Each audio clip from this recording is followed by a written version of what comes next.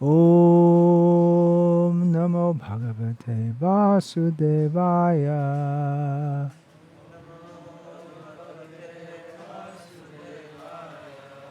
Om Namo Bhagavate Vasudevaya.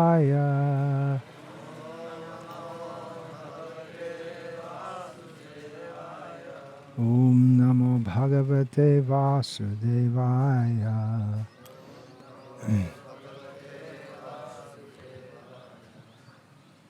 Om Jnanatirmirandhasya Jnananjana Shalakaya Chakshurmilitam Yena Tasmai Shri Guru Namashreshtham Manamapi Shaktiputra Swarupam Rupam Tasya Grajamurupurim Bhaturim Goshtavatim Radha Kundam Girivaramaho Radhika Madhavasham Prapto Yasya Pratita Kripaya Shri Gurum Tam Natosmi Vandeham Shri Guru Shri Ataf Padakamalam Shri Gurun Vaishnavanscha Shri Rupam Sagrajatam Sahagana Raghunathan Vitam Sadvaitam Savadhutam Parijana Sahitam Krishna Chaitanya Devam Shri Radha Krishna Padam Sahagana Lalita Shri Vishakhan Vitamscha Hare Krishna, Krishna Krishna, Hare Hare, Hare Rama, Rama Rama, Hare Hare.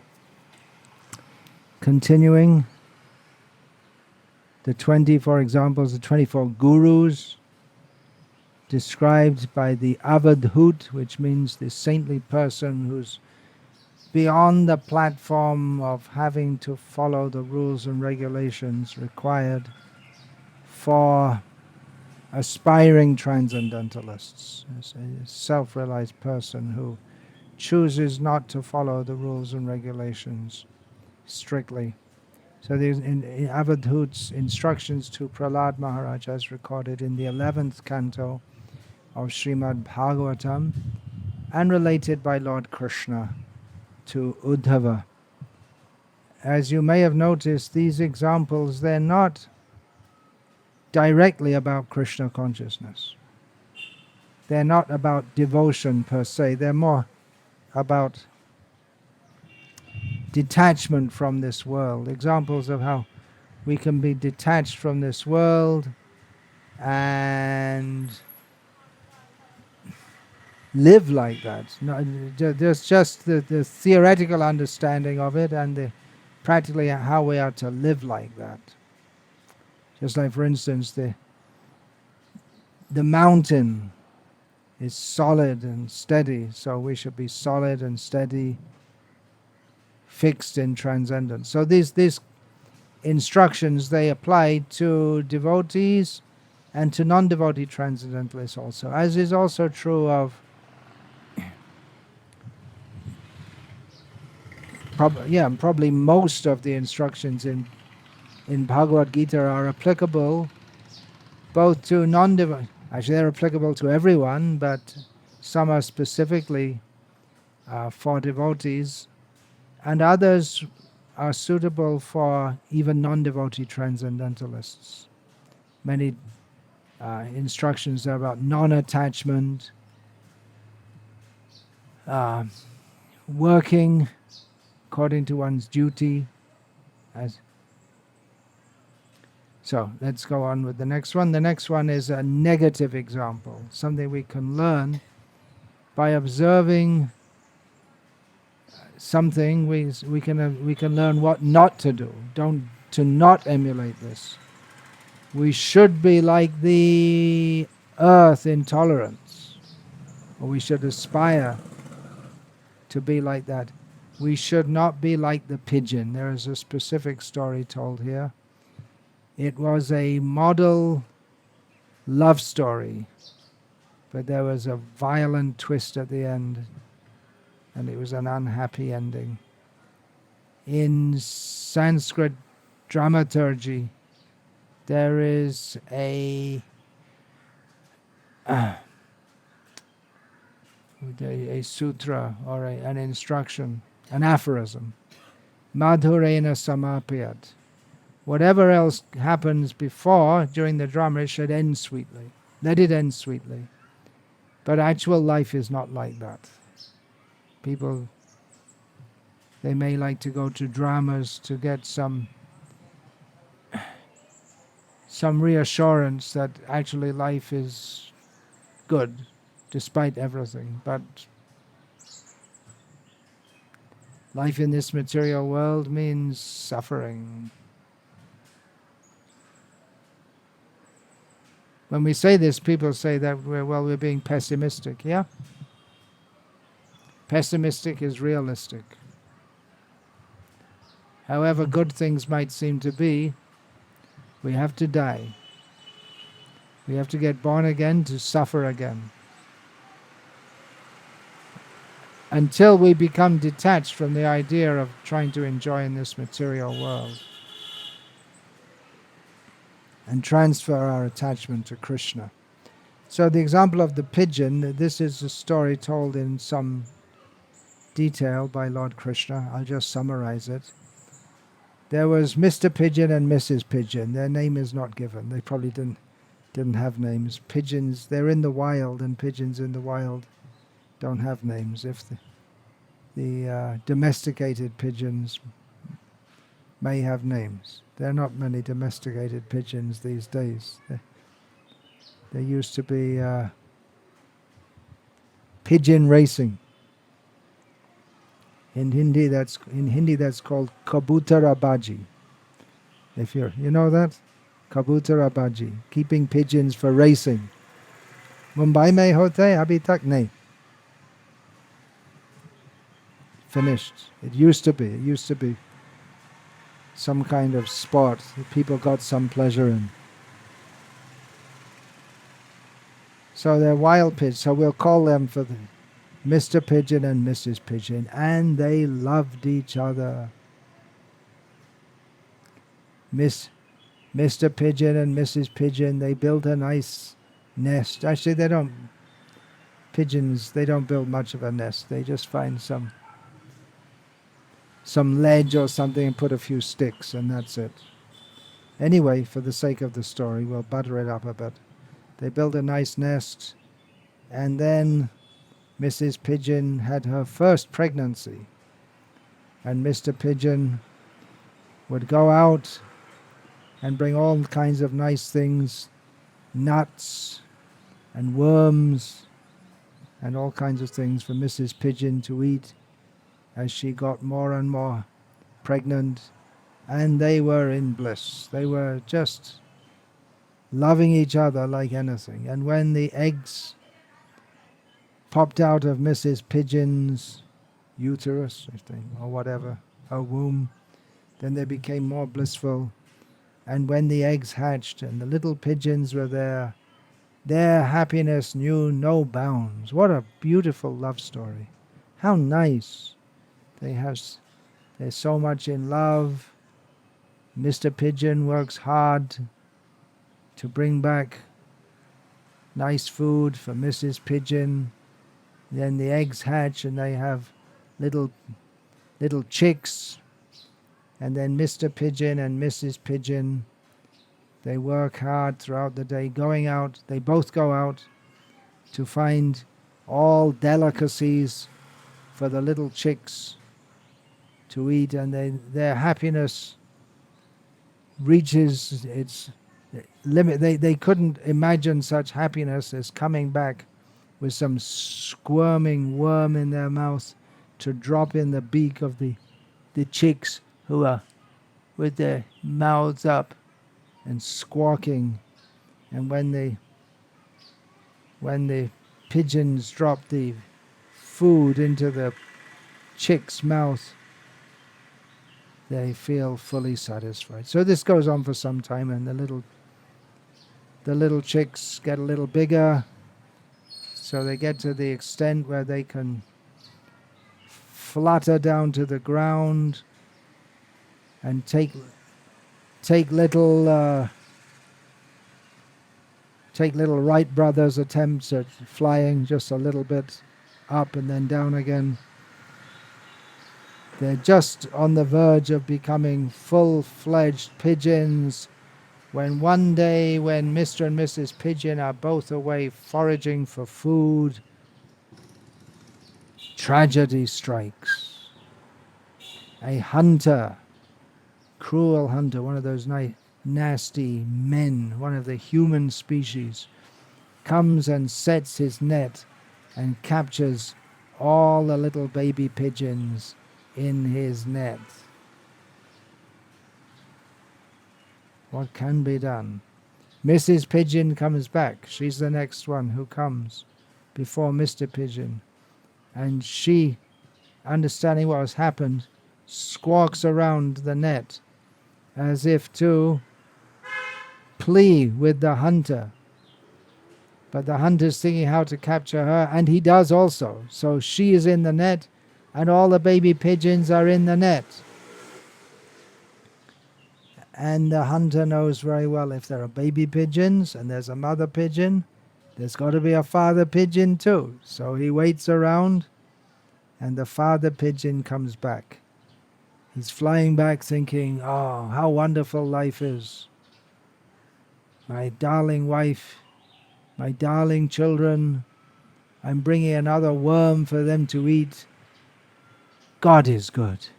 Life is good.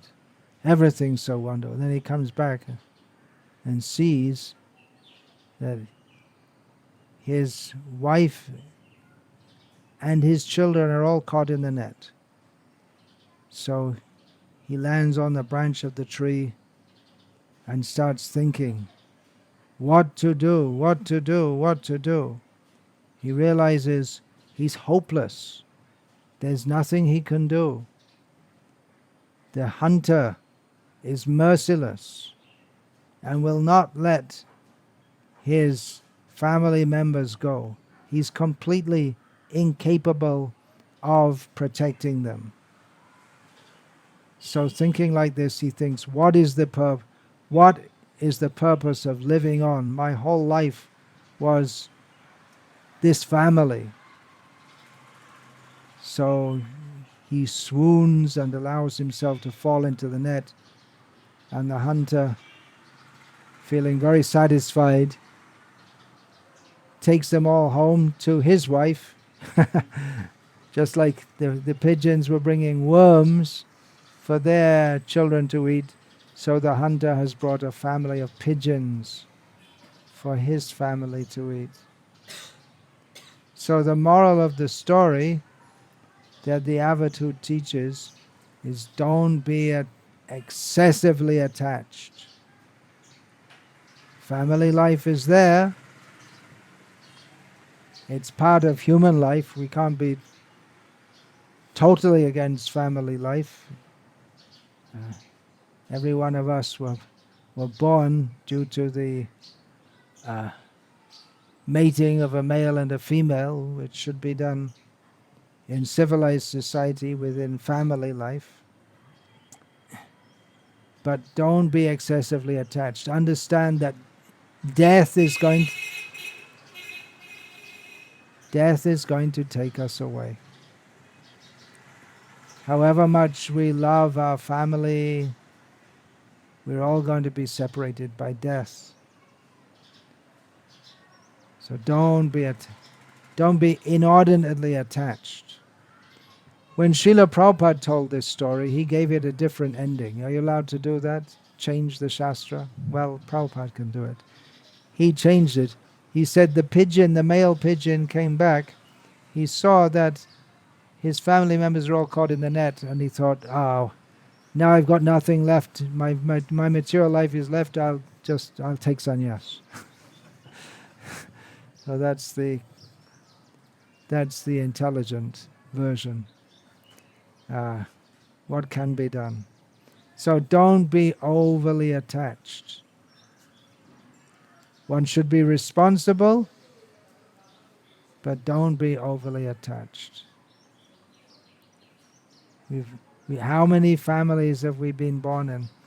That comes up in the 6th canto of Bhagavatam, in the narration of Chitraketu Maharaj. whose son, the son's name, Harsha Shok. Harsha means pleasure and Shok means lamentation. So the son died. At first he gave pleasure to the king, and then when he died he gave lamentation. So by the mercy of Narad Muni and Parvat Muni, that son was brought back to life, and Narada said to the boy who had been brought back to life, just see, here's your father. He's happy to see you. And the soul who didn't identify with that body said, which father? How many thousands of bodies have I been through? Who is my father? Who is my mother? So understanding smaran nityam nityatvam, everything in this world is temporary. One should not be attached. There are so many examples here. The moon waxing and waning, the temporality of everything in this world we should consider. Another example. Yeah, we should consider and not be attached to this world. Be attached to Krishna and utilize this life for self-realization. This rare human form of life. The next example is given of the python. How does the python get his food? What does he do? He doesn't do anything. Hardly. He stays in one place. And when food comes, then he jumps on it. That's all. Or falls on it. He doesn't even jump. A python just falls out of a tree. If some animal is going below, he'll just fall down on top of it and then swallow it. So this is this mode of life that this sadhu was following, the sadhu who advised Prahlad Maharaj. He didn't make any arrangements for eating. Just whatever food came to him, he would take. That's an advanced stage, because pythons, by the arrangement of nature, they can go for days and days without food. And then they get food, and then they digest. And that will last them for many days. But humans, it's difficult to go regularly without eating. We can fast for 1 day, 2 days, with practice more, but the normal requirement is to eat. And most people eat not just once a day, but 2 times or 3 times or 4 times or 5 times. In Chinese culture, it's common or normal. People eat 5 times a day. What I've seen in Thailand and Malaysia. And in the modern age, there's this whole thing of snacking. You eat your meal and take some chocolate in between, or some tea or coffee with biscuits in between. Spend so much time, so much arrangement for eating. But a python doesn't make arrangements. So this teaches this saintly person that don't be too anxious for making all arrangements. If one can be completely detached from making any arrangements, well, that is a high level. That's not generally practiced. The Madhavendra Puri used to do that. Ajagara Vritti. He lived by the method of a python. If someone gave him food, he would eat. If he didn't get food, he wouldn't eat. That was his practice. Of course, in India, especially at that time, if a saintly person was going, people would come and offer to give him food. But it might mean sometimes going without food. But certainly a saintly person should not be spending all his time making arrangements for food. Srila Prabhupada told us that Bhaktistan Saraswati Thakur would sometimes criticize some of his followers that they spend their whole life, what would they do? They'd get up in the morning, do a little bhajan, then they'd go out to collect rice and dal, potatoes, they'd come back, cook it, have another little bhajan while it was being offered, then eat it, take rest, and again cook in the evening. So half their day would go just in making arrangements for eating. But he said that's not the purpose of a spiritual life. That our whole life should not revolve around making arrangements for eating. Rather, we should minimize that. Of course, for distributing prasadam to the public, we may make big arrangements. But for ourselves, we should generally be quite frugal. Now, the next example is that of the sea. I already gave that when discussing water. You told me that verse. Apuryamana pratishtam. Samudram, the sea, samudram. Samudram apa. Apa means water. Pravishanti yadvat tadvat kamayang pravishanti sarve. Sashantyam apnoti nakama kami. So, this example is given by Lord Krishna in Bhagavad Gita, that because just like the sea is full of water, so a saintly person is full of knowledge.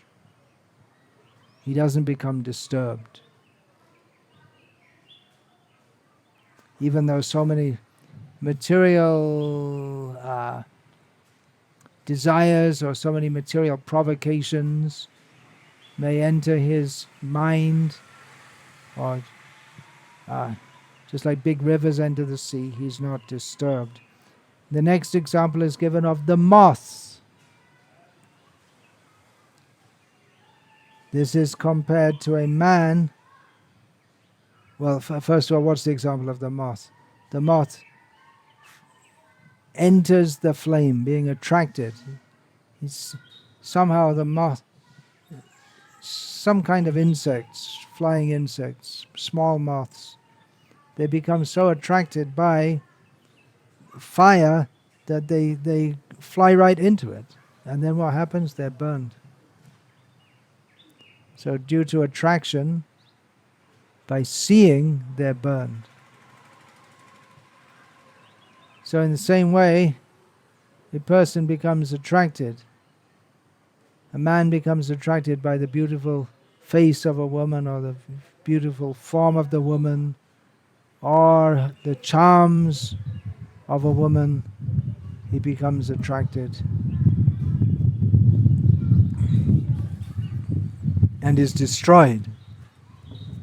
Now, of course, the moth dies by entering the fire. We may say, well, the man doesn't die by becoming attracted to the woman, but his spiritual knowledge, any possibility of spiritual knowledge, is destroyed if one becomes over-attracted by womanly charms, or even at all attracted, because to be at all attracted is maya, that is illusion. That is not to say that a man may not accept a woman as a wife as a religious principle. That's something else. But if one is attracted by the charms of a woman, then he loses all his good sense, all his sense of discrimination. An example of that in the Bhagavatam is a Jamil, who had accepted a wife as arranged by his parents, had accepted a wife in terms of religious principles, and was living with her according to religious principles. But he became attracted by the sexual attractions of another woman, and his spiritual life was destroyed. But there's one other consideration. One other consideration is Swalpamapyasya dharmasya trayate mahato bhayat.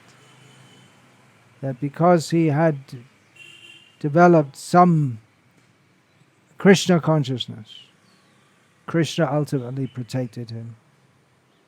Otherwise, his spiritual life was completely destroyed. Just like a moth enters a fire, he entered the fire of lust. And nothing that anyone could say to him would put him back on the right track. The next example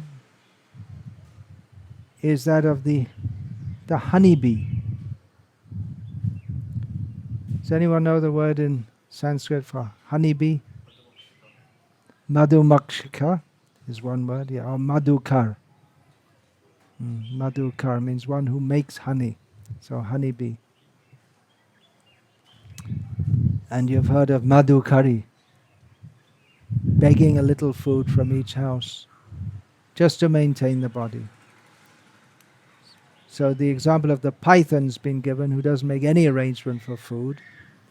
And another example is that of the honeybee, who just takes a little pollen from every flower. You've seen the bees, they'll go to one flower, and often they'll hardly stop.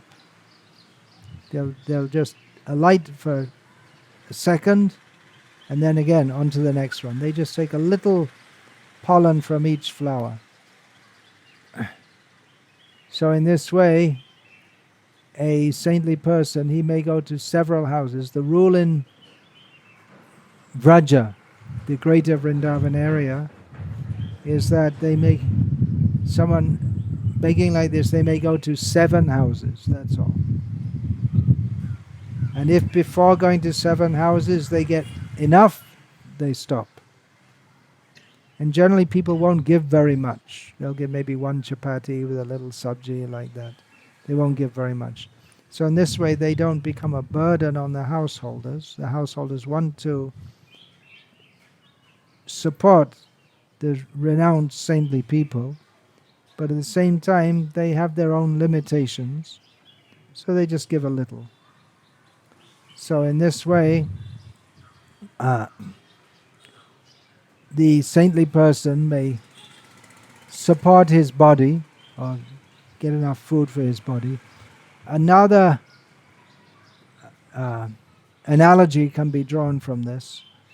It's just like an intelligent person takes the essence of all the different scriptures.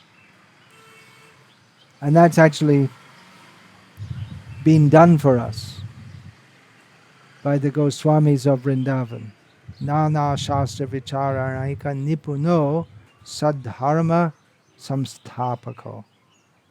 They're described as they gathered from all the different scriptures the essence of all dharma. And thus we have Bhakti Rasamrita Sindhu with quotes from many scriptures to establish the principles of pure devotional service.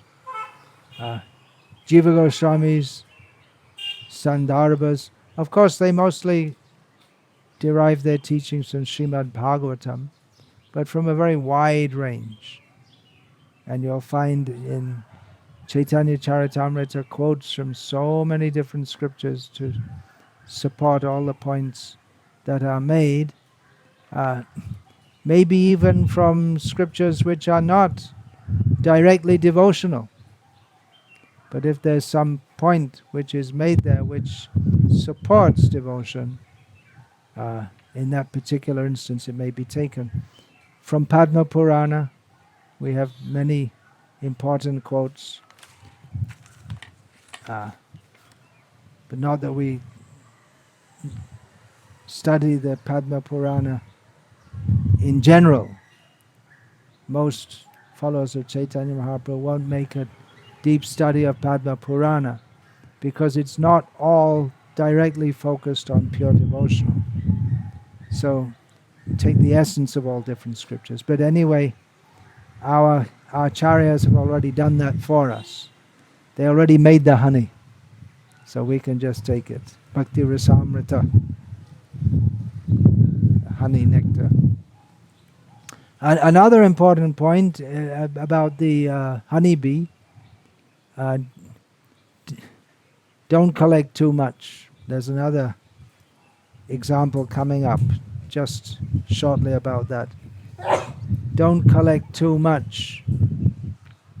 You'll get in trouble if you collect too much. Atyahara. Rupa Goswami warns about eating too much and collecting too much. From time to time, we see reported in the news that some Baba or whatever, some guru in India, they've been arrested for some improper behavior. I sometimes wonder if someone has seen that by their popularity they've got big ashram, big assets, and then the police or whatever, they think, let's put them in prison and divide up all the assets between us.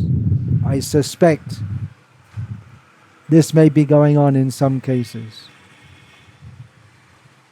So it's very dangerous to collect money. Srila Prabhupada warned, don't keep money in the bank. If you get money, spend it for Krishna. Print books. Of course, Srila Prabhupada also said to use that for building temples. But Srila Prabhupada was quite insistent on that. Don't stock money. Money will bring problems. Then someone will want to steal it. Either the government people or some crooks, or our own devotees may become tempted by that money. Then there'll be quarrel over there'll be quarrel among the devotees about who can be the controller of that money, will attract the wrong kind of people. Money causes so many problems if it's not used for Krishna. So don't collect too much. Of course, for Krishna's service, we can collect any amount of money because there's no limit to Krishna's service. But then it must all be used in Krishna's service. As Srila Prabhupada said, if we use 1 farthing for our own personal sense gratification, that will take us to hell. And with that sweet ending, was that sweet? Not very sweet ending. We'll finish there. For now, Hare Krishna. All glories to Srila Prabhupada. Unless you have any question or comment here. Like to say anything? Sthul. Your notepad is called Sthul.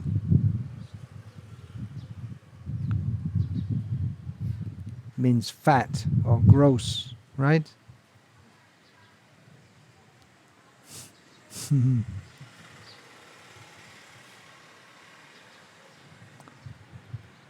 Hare Krishna.